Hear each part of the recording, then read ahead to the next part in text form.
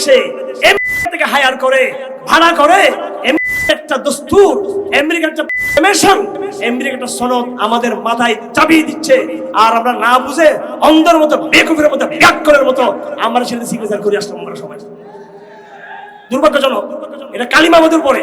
এরা সব আমেরিকার কাজ করেছিল। আগের হাসিনার আমলের আমি প্রত্যেকটা বুদ্ধিজীবীর নাম ধরে, রাজনীতির নাম ধরে আমরা ফাঁস করেছি। আমাদের 13-14 বছরের ফেসবুকে দেখবেন অনেক লেখা। আমরা এই সরকারের একটা আমেরিকার এজেন্ট, আরেক খলিলুর রহমান, এই প্রতিরক্ষা উপদেষ্টা, আমি আগে বলেছিলাম এই বর্মাকে সে বিক্রি করে দিচ্ছে আরকান আর্মির কাছে।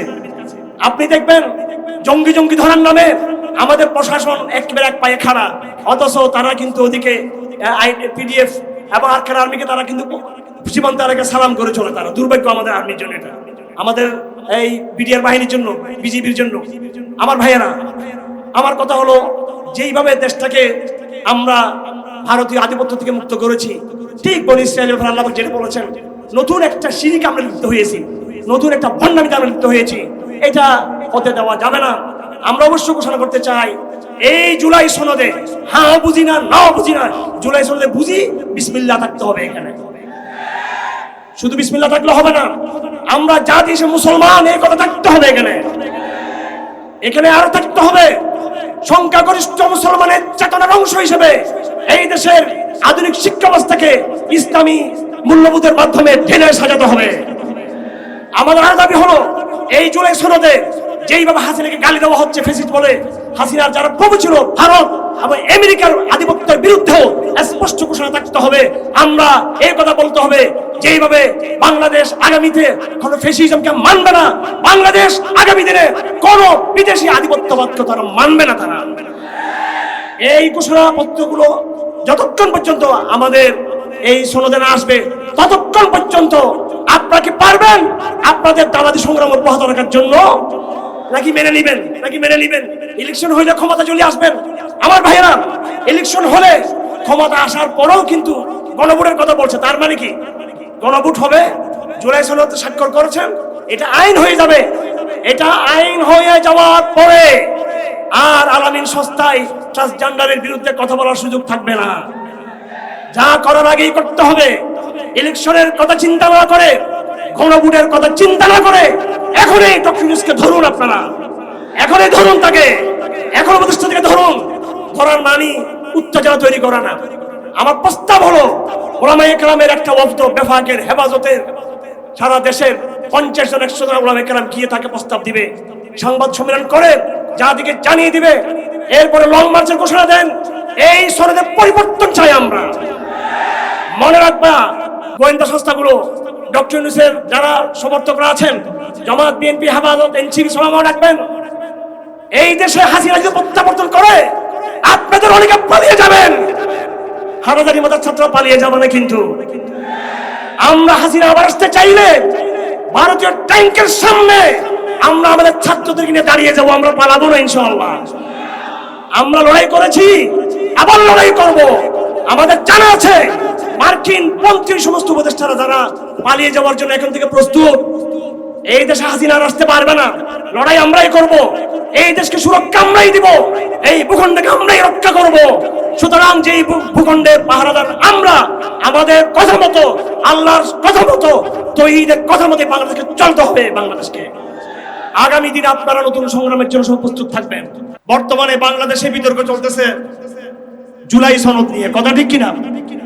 একদল জুলাই সনদের পক্ষে হ্যাঁ ভোট কামনা করছে জনগণ থেকে, আরেক দল বলছে এই জুলাই সনদ এটা আমাদের সাথে প্রতারণা করা হয়েছে, আমরা এখানে না বলতে চাই। আপনি খেয়াল করবেন, এখানে কেউ রাগ করবেন না। আমাদের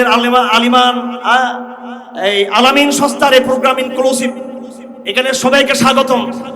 সমস্ত রাজনৈতিক দলগুলোকে এখানে স্বাগত জানানো হয় দাওয়াতের কথা শোনার জন্য। আপনাদেরকে আমরা কোনো রাজনৈতিক কথা বলে ঘায়েল করতে চাই না, কিন্তু যেহেতু কোরআনের এটা তাফসীর, কোরআনের আলোকেই আপনাদেরকে সিদ্ধান্ত নিতে হবে আপনারা জুলাই সনদের পক্ষে যাবেন নাকি বিপক্ষে যাবেন। আমরা যেটা মনে করি সেটা হলো, যারা জুলাই সনদের পক্ষে ক্যাম্পেইন করতেছে তাদের উদ্দেশ্য হলো বিএনপির মতো বড় শক্তিগুলো যেন আওয়ামী লীগের মতো ফ্যাসিস্ট দানবে পরিণত না হয়, সেজন্য জুলাই সনদে এমন কিছু বিষয় আছে যেগুলো বাস্তবায়ন হলে আর বড় দলগুলো এইভাবে তাদের একচ্ছত্র আধিপত্য বিস্তার করতে পারবে না। অর্থাৎ রাজনৈতিক উদ্দেশ্যে জুলাই সনদের পক্ষে তারা হ্যাঁ বলার জন্য তারা ক্যাম্পেইন করতেছে। আরেক পক্ষ হলো বিএনপি সমর্থিত, তারা আবার জুলাই সনদের বিরোধিতা করছে না পক্ষে। এটাও কিন্তু কোনো আদর্শিক কারণ নয়। তারা মনে করে জুলাই সনদ যেইভাবে লিখিত হয়েছে এইভাবে যদি বাস্তবায়িত হয় আমাদের ক্ষমতা খর্বিত হয়ে যাবে। এই অবস্থায় আমাদের যে পয়েন্টগুলো আছে এই অবজারভেশনগুলো যদি গ্রহণ ছাড়া এটা গ্রহণ করা হয়, ইন নোট অফ ডিসেন্ট ওরা যেটা বলে থাকে, এগুলো বাদ দিয়ে যদি জুলাই সনদ গ্রহণ করা হয়ে থাকে আমাদের সেই আগের দানবীয় ক্ষমতা থাকবে না।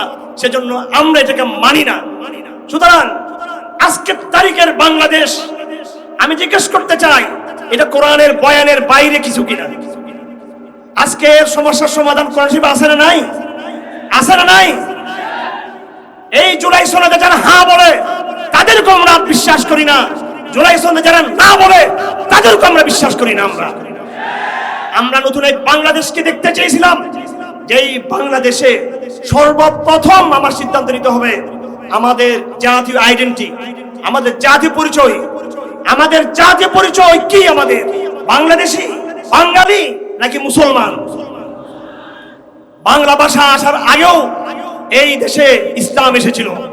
বাংলাদেশ রাষ্ট্র জন্ম হওয়ার আগেও এই দেশে ইসলাম এসেছিল। একদিন জানি না মানচিত্রের পরিবর্তনে বাংলাদেশ থাকবে কি থাকবে না, ইসলাম থেকে যাবে। বাংলা ভাষা থাকবে কি থাকবে না জানি না, কিন্তু ইসলাম কিন্তু থেকে যাবে। আমাদের ইউনিভার্সাল, আমাদের শাশ্বত পরিচয় হচ্ছে ইসলামের। শেখ হাসিনা আসলো ক্ষমতায়, চারটা মূলনীতি আমাদেরকে চাপিয়ে দিল: ধর্মনিরপেক্ষবাদ, বাঙালি জাতীয়তাবাদ, গণতন্ত্র এবং সমাজতন্ত্র। এই চারটা মূলনীতি ৭২ সংবিধানকে পুনর্জীবিত করে বিগত ১৬ বৎসর শেখ হাসিনা আমাদের উপরে তার ক্ষমতার মস্তকে চাপিয়ে রেখেছিল। আমার ভাইয়েরা, ডক্টর ইউনূস সাহেব আসলেন, আসার পরে তিনি কি করলেন? তিনি শেখ হাসিনার ভারতীয় এজেন্ডা থেকে বের হয়ে আসলেন। অর্থাৎ কুমিরের পেট থেকে আমরা বেরিয়ে আসলাম, কিন্তু কুমিরের পেট থেকে এসে আমাদেরকে সুন্দরবনে নতুন করে আমাদেরকে বাঘের থাবার মধ্যে ছেড়ে দেওয়া হয়েছে। আমি ইসলামী দলগুলোর উপর অত্যন্ত উদ্বেগ, আক্ষেপ এবং বৎসরের সাথে আমি যারা জুলাই সনদে সিগনেচার করেছেন নসিহত স্বরূপ বলতে চাই, আপনারা যে সেখানে গেলেন সেই জুলাই সনদে ঠিক আছে শেখ হাসিনার চারটা মূলনীতি বাদ দেওয়া হলো: গণতন্ত্র, সমাজতন্ত্র, ধর্মনিরপেক্ষবাদ, বাঙালি জাতীয়তাবাদকে বাদ দেওয়া হলো। নতুন ৩টা মূলনীতি তারা সেখানে সংযুক্ত করেছে।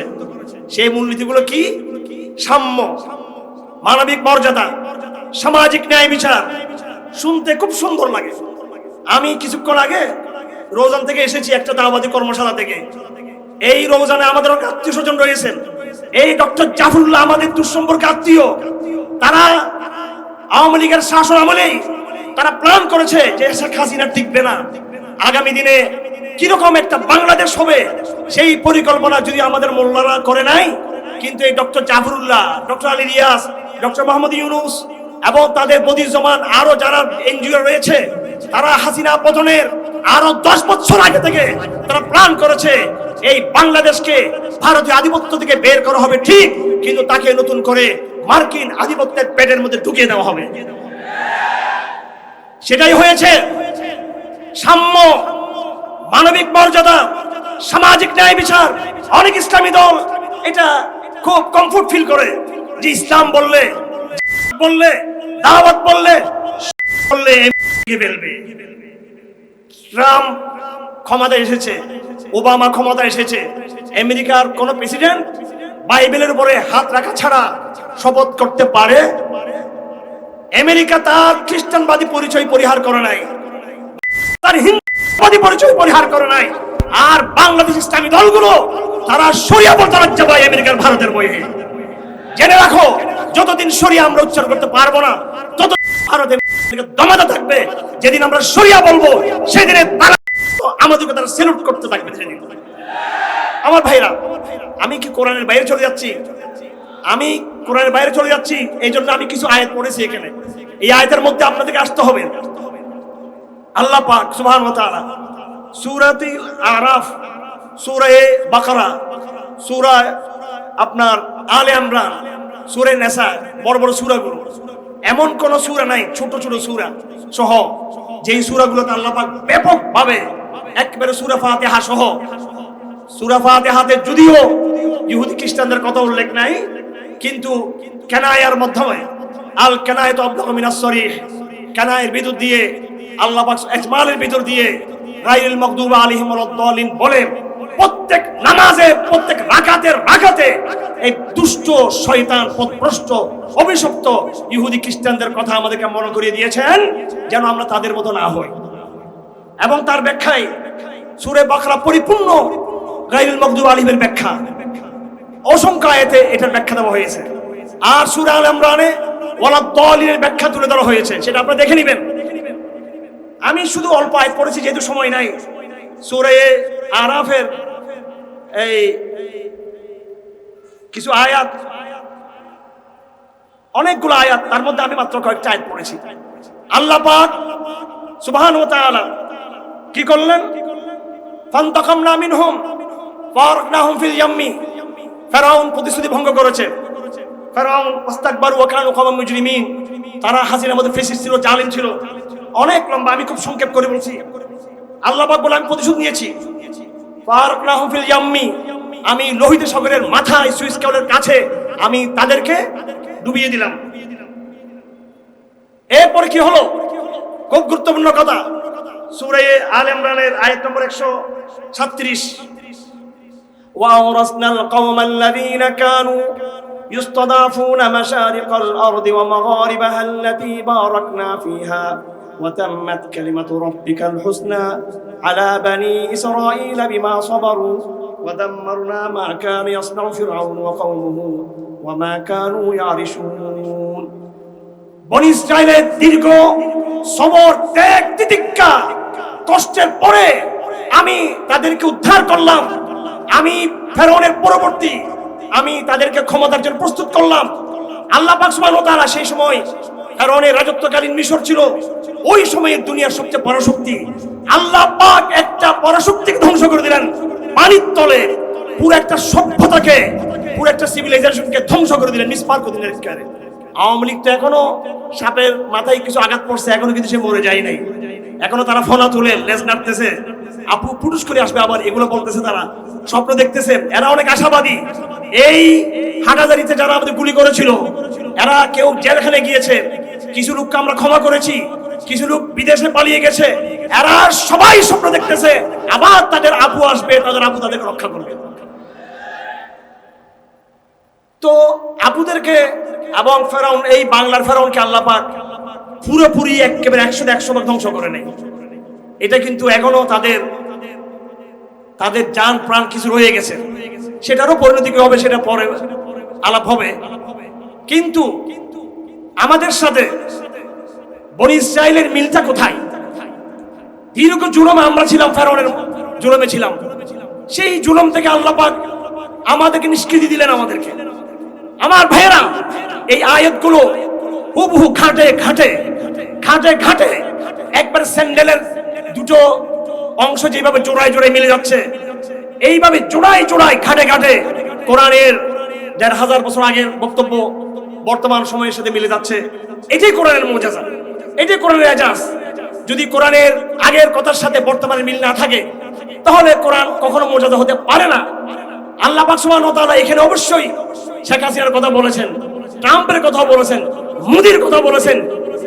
আপনারা স্বাভাবিক মাদ্রাসার ছাত্র ভাইয়েরা এবং যারা দিনদার ভাইরা আছেন, ফেরাউন এই শব্দটা আল্লাহ পাক বারবার কোরআনে প্রমোট করার কারণটা কি? এবং বলাগাতের ইলমে বলাগাতের হলো তাকরার, বারবার কোনো কথা বলা, এটা বলাগাতের পরিপন্থী। আবার তাকিদের জন্য বলা, এটা বলাগাতের অংশ। এটা আল্লাহ পাক মানব জাতিকে এটাই শিক্ষা দিয়েছেন কোরআন দিয়ে। বারবার এই উম্মতের মধ্যে নতুন নতুন ফেরাউনের জন্ম হবে, এরা ধ্বংস হবে, আবার এদের মধ্যে কিছু বনী ইসরাইলী তৈরি হবে। আমার ভাইরা, আল্লাহ পাক বলতেছেন ঠিক আছে, আমি ফেরাউনকে ধ্বংস করে দিলাম। এরপর কি হলো? আমি বনী ইসরাইলকে এই পৃথিবীর পূর্ব প্রান্তের আমি তাদেরকে মালিকানা, তাদেরকে রাজত্ব, আমি এই জায়গায় তাদেরকে রিপ্লেস করলাম। ওয়াজাওয়াজনা বিবানি ইসরাইল আল বাহর ফাতাউ আলা কওমিন ইয়াকুফুনা আলা আসনামিন লাহুম। যেই মাত্র বনী ইসরাইলকে আমি সাগরের ওপারে নিয়ে গেলাম, যেই একই সাগরে ফেরাউনকে আল্লাহ পাক ডুবিয়ে মারিয়েছেন, একই সাগর থেকে আল্লাহ পাক বনী ইসরাইলকে রক্ষা করে বের করলেন। আল্লাহ পাক বলেন, ক্বালু ইয়া মূসা ইজআল লানা ইলাহান কামা লাহুম আলিহা। এই বনী ইসরাইল যতদিন মজলুম ছিল, জেল জুলুমে ছিল, তারা আল্লাহ আল্লাহ করত। যেই তারা জুলুম থেকে নিষ্কৃতি পেল, আল্লাহকে ভুলে গিয়ে ওই প্রতিবেশী প্রভাবান্বিত হয়ে তারা বলতে লাগলো, হে মূসা, এই যে মানুষেরা মূর্তি পূজা করতেছে, আমাদের জন্য আপনি কিছু এরকম মূর্তির খোদা তৈরি করে দেন। নাউজুবিল্লাহ। আল্লাহর নবীর একটা হাদিস আছে, গজওয়া হুনাইনের সময় সাহাবায়ে কেরাম যাচ্ছিলেন, যাবার সময় তারা একটা গাছ দেখলেন। এই একটা গাছ মুশরিকদের জাত আনমাত, মুশরিকরা এই গাছের মধ্যে তরবারি রক্ষায় রাখতো, বরকত দিত, শহীদ মিনারের মতো বরকত দিত। সাহাবায়ে কেরাম বলতেছেন, ইয়া রাসূলুল্লাহ ইজআল লানা জাত আনমাত কামা লাহুম জাত আনমাত। হে নবী, আপনি আমাদের জন্য মুশরিকদের যেমন পবিত্রতার একটা প্রতীক আছে, জাত আনমাত গাছ আছে, আমাদের জন্য আপনি একটা গাছ ঠিক করে দেন। আমরা এটাকে ছুঁইব, আদর করব, তরবারি রাখবো, বরকত নিব, একটা গাছ আপনি আমাদেরকে তৈরি করে দেন। আল্লাহ রাসূল এটা শুনে অত্যন্ত তিনি রাগান্বিত হলেন এবং তিনি বললেন, আফসোস আমার সাহাবীরা, তোমরা কি করতেছো এগুলো? তোমাদের কথার সাথে বনী ইসরাইলের কথা মিলে যাচ্ছে। বনী ইসরাইল বলছিল, ইজআল লানা ইলাহান কামা লাহুম আলিহা। হে মূসা আলাইহিস সালাম, আপনি আমাদের জন্য আমাদের প্রতিবেশীদের যেরকম মূর্তি আছে একটা মূর্তি বানিয়ে দেন। এরপর আল্লাহ নবী বলেন, লা তারকাবুন্না সানানা মান কানা ক্বাবলাকুম শিবরান বিশিবরিন ওয়া যিরাআন বিযিরাইন হাত্তা লাউ দাখালু জুহরা দুব্বিন লাদাখালতুম ফি। ক্বালু ওয়া মান হুম ইয়া রাসূলুল্লাহ? আল ইয়াহুদ ওয়ান নাসারা। ক্বালা ফামান। আল্লাহ নবী পরে বলেন, হে সাহাবীরা, তোমাদের কথার সাথে বনী ইসরাইলের কথা মিলে যাচ্ছে। এরপর রাসূলুল্লাহ বলেন, লা তারকাবুন্না সানানা মান কানা ক্বাবলাকুম। এমন একটা সময় আসবে তোমরা ইহুদি খ্রিস্টানদের বিজাতিদের অভ্যাস, কালচার, মূল্যবোধ, সংস্কৃতি, বিশ্বাস, রাজনৈতিক নিজাম এমন ভাবে তোমরা সেগুলো বাস্তবায়ন করবা, হাত্তা শিবিরান বিশিবরিন ওয়া যিরাআন বিযিরাইন, বিঘায় বিঘায়, প্রতি গজ গজ, হাত্তা লাউ দাখালু, তারা যদি দব্বুন মানে যদিও গুইসাপ না, কিন্তু গুইসাপ জাতীয়, তারা গুইসাপ জাতীয় জন্তুর গর্তে থেকে তারা ঢুকে পড়ে ইহুদি খ্রিস্টানরা। তোমরা মুসলমানরা তাদের অনুসরণ করতে করতে তোমরা সেই সাপের গর্তে তোমরা ঢুকে পড়বে। হাদিসে আছে, বনী ইসরাইলের কেউ যদি নিজের মায়ের সাথে প্রকাশ্যে রাজপথে জনসম্মুখে নিজের মায়ের সাথে জিনায় যদি লিপ্ত হয়, আমার উম্মতের এমন লোক আছে হুবহু তারা নিজের মায়ের সাথে এই ইহুদিদের মতো বনী ইসরাইল তারা এইভাবে জিনায় লিপ্ত হবে। আমার ভাইয়েরা, অবস্থা অনেক ভয়াবহ। আল্লাহ পাক সুবহানাহু ওয়া তাআলা কোরআন কারীমে ফেরাউনের জুলুমের কথা তুলে ধরেছেন। সেটা সমস্যা নাই। আল্লাহর নবী যখন দুনিয়া থেকে বিদায় নেন, ওনার মনে কোনো দুঃখ ছিল না যে আমার উম্মত কখনো শিরক করবে না, কিন্তু আল্লাহর নবীর মনে বড় টেনশন ছিল, আমার উম্মত শিরক করবে না, হয়তো ফেরাউনের মতো তারা মনে পবিত্র তাবেদারি করবে না, কিন্তু আমার উম্মত বেদাতের মধ্যে লিপ্ত হয়ে যাবে। আমার উম্মত পুরাতন শিরক করবে না, নতুন কোন শিরকে লিপ্ত হয়ে যাবে। আমার উম্মত প্রকাশ্যে তারা কাফের হবে না, কিন্তু তারা মুনাফিক হয়ে যাবে। আমার ভাইরা, হাসিনা চলে গেল, তার মানে ফেরাউন চলে গেল। কথা ঠিক না বেঠিক? সবাই জুলাই বিপ্লব বলে, আপনারা এটাকে বলবেন মুহররম বিপ্লব। মুহররম মাসে যেভাবে মিশরের ফেরাউনকে আল্লাহ পাক ধ্বংস করেছেন, শেখ হাসিনাকেও আল্লাহ পাক মুহররম মাসের 27 তারিখ ধ্বংস করেছেন। 27 তারিখ বা 28 তারিখ দেখে নেবেন, মুহররম মাসে কিন্তু হয়েছে এটা। আমার ভাইয়েরা, এগুলো কোনো রাজনৈতিক কৌতুক না। রাজনৈতিক কৌতুক করার জন্য আমরা বসি নাই। দিন শেষে বাংলার জমিনে গণতন্ত্রের কোনো ভবিষ্যৎ নাই। এই জমিনে পুরো মুসলিম বঙ্গে আবার কোরআন রাজনৈতিক প্রতিষ্ঠিত হবে ইনশাআল্লাহ। এটা সময়ের ব্যাপার, সময়ের ব্যাপার। এই জন্য কোরআনকে ধারণ করতে হবে, বুঝতে হবে ভালো করে। এই চ্যালেঞ্জগুলোকে কোরআন দিয়ে ফাংশন করতে হবে। এখন হাসিনার সাথে ফেরাউনের মিল আছে বুঝলাম, আমাদের সাথে কাদের মিল? বনী ইসরাইল ফেরাউনের মায়ের থেকে রক্ষা পাওয়ার সাথে সাথে তারা শিরক শুরু করে দিল। আমরা আওয়ামী লীগের জুলুম থেকে বের হওয়ার সাথে সাথে বিগত 1 বছরের বেশি যেসব তামসা আমরা দেখতেছি, কি তামসা! আপনাদের মনে হয় ভালো লাগবে না কথাগুলো, যে না আমরা অনেক শান্তিতে আছি। এক একটা আমেরিকান এজেন্ট এক একটা জায়গায় বসে আছে। জুলাই সনদ, এই জুলাই সনদ আগা গোড়া একদম আদ্যপান্ত পড়ে দেখবেন। জুলাই সনদের আলিফ থেকে ইয়া পর্যন্ত কোন জায়গায় আল্লাহর একটা নাম তারা কোথাও লেখে নাই। আমরা যেমনি ভাবে 72 সংবিধানকে কোরআন বিরোধী হওয়ার কারণে প্রত্যাখ্যান করেছি, এই জুলাই সনদকে আমি জানি না আমার অডিয়েন্স কি বলবে, আমার নেতৃবৃন্দ কি বলবে, আমি ব্যক্তিগতভাবে এই জুলাই সনদের সাথে আমার সম্পূর্ণ সম্পর্ক ছিন্ন করার ঘোষণা দিলাম।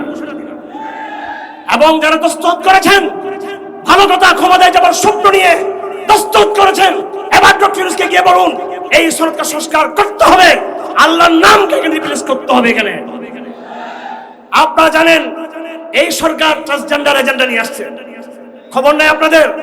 এই সরকার জাতিসংঘের মিশনকে বাংলাদেশে স্থাপন করেছে।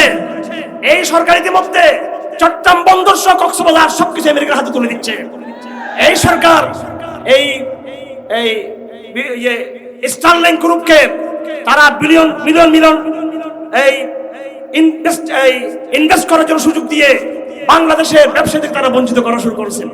আগে লেডি ফেরাউন মোদির পা ছেড়েছিল, আর এখানকার 90 ফেরাউনরা আমেরিকার পা চাটা শুরু করে দিয়েছে। এটা আবেগের কথা না, একদম ঠান্ডা মাথায় কথাগুলো বলছি। জুলাই সনদের চিঠি হাটাদারি মাদ্রাসায় গেলে পাবেন, অনেকের কাছে আসছে। আমি ওনাদেরকে জিজ্ঞেস করবো, এই জুলাই সনদের চিঠি যেটা আপনারা পেয়েছেন, জুলাই সনদের কপি আপনারা হয়তো অনেকে পান নাই, কিন্তু চিঠি কমপক্ষে বাংলাদেশের 300-400 আলেমের কাছে এই চিঠি গিয়েছে। সেখানে আমি ওনাদেরকে জিজ্ঞেস করতে চাই, ওই চিঠি খুলে দেখবেন, কোথাও বিসমিল্লাহ নাই, কোথায় আসসালামু আলাইকুম নাই, কোথায় সুবহানাল্লাহ নাই। আমি জিজ্ঞেস করতে চাই, এই হাসিনার প্রথম ডক্টর ইউনূসের কারণে হয়েছিল, ছাত্রদের কারণে হয়েছিল, নাকি আল্লাহর কারণে হয়েছিল? এটা তো বলতে পারলেন না। পছন্দ লাগতেছে না কথাগুলো, ভয় পাচ্ছি যে আবার কি হয়। হাসিনার মতো দানবকে ভয় পায় না, এদেরকে ভয় পাতে প্রশ্নই তো আসে না। আমার ভাইয়েরা, ছাত্ররা হাসিনার পতনের জন্য আন্দোলন করে নাই, প্রথমে কোটার জন্য আন্দোলন করেছিল। এটা পরে আল্লাহ পাক আবাবিল পাখি নামিয়ে দিয়েছিল। আবাবিল পাখি নামিয়েছে মাদ্রাসার ছাত্ররা, আবাবিল পাখি ছিল প্রাইভেট বিশ্ববিদ্যালয়ের ছাত্ররা, আবাবিল পাখি ছিল শ্রমিকরা, কৃষকরা আবাবিল পাখি ছিল। চূড়ান্ত ভাবে যে আবাবিল পাখিকে আল্লাহ পাক নামিয়েছেন, যেটা কেউ কল্পনা করে নাই, বাংলাদেশ আরবির নৌজওয়ানদেরকে আল্লাহ পাক নামিয়েছিল। তারা যখন বলে দিল আমরা গুলি চালাবো না, তখনই ওয়াকার সাহেব বললেন পায়ের তলা মাটি নেই, আপা আপনি এখন ভিন্ন ব্যবস্থা করেন। আর্মি না বললে সেটা হতো না। এই আর্মিকে কারা কনভিন্স করেছে? হাটাদারি হুজুররা গিয়ে, হেফাজতের নেতারা গিয়ে, আমরা গিয়ে তাদেরকে উদ্বুদ্ধ করছিলাম। কোন মহাশক্তি তার গায়বী সাহায্যে তাদের অন্তরে ঢেলে দিল যে হাসিনাকে চলে যেতে হবে। ইনকিলাবাত জাহা ওয়া আযরাবে কহো হর তাগায়ুর সে সদা আতি হে ফাফহাম।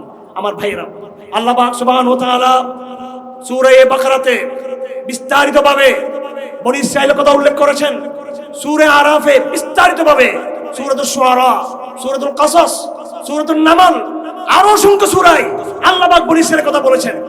দুটো কথা, এক নম্বর কথা, আল্লাহ পাক বলেছেন বনী ইসরাঈলকে আল্লাহ পাক জুলুম থেকে রক্ষা করেছেন। তাসিন মিম তিলকা আয়াতুল কিতাবিল মুবিন নাতলু আলাইকা মিন নাবাই মূসা ওয়া ফিরআউনা বিল হাক্কি লিকাওমি ইউমিনুন ইন্না ফিরআউনা আলা ফিল আরদি ওয়া জাআলা আহলাহা শিয়া'আন ইয়াস্তাদঈফু তা'iফাতাম মিনহুম ইউযাব্বিহু আবনাআহুম ওয়া ইয়াস্তাহয়ী নিসাআহুম ইন্নাহু কানা মিনাল মুফসিদিন ওয়া নুরিদু আন নামুন্না আলাল লাযীনা ইসতুদঈফু।